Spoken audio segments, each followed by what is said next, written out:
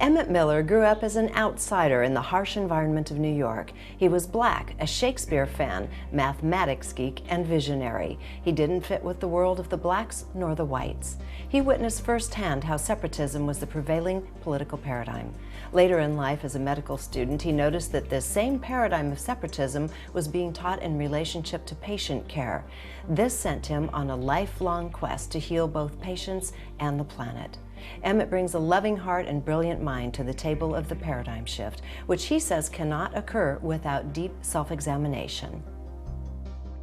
So here are these young men and women who've had absolutely terrible childhoods. They've lived in poverty. They've been abused by parents that the system takes no time to train how to be parents. You need a license to drive a car. You don't even need a license to be a parent. And many of them are suffering from inborn problems. Probably 30 to 40% of the people in prisons have clinical attention deficit disorder. These are patients. But no, we see them as the bad guys because one of the fastest growing industries in the country is the security industry, yes. The building of prisons, where we can warehouse all of our mistakes. Remember in the old days when things went bad in England, when people were criminals, they would ship them off to Australia or some other outback place.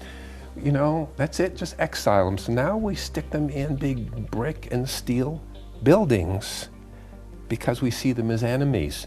We don't see ourselves as having any responsibility to rehabilitate them, nor do we see any responsibility in terms of our training children in such a way that they won't end up in that situation, but it makes a lot of money. So when you see an imbalance out there and you wonder how can normally sensitive human beings, all of us are caring, all of us are loving, we love our families, nobody means ill to anyone else, but the system forces us into conflict with each other.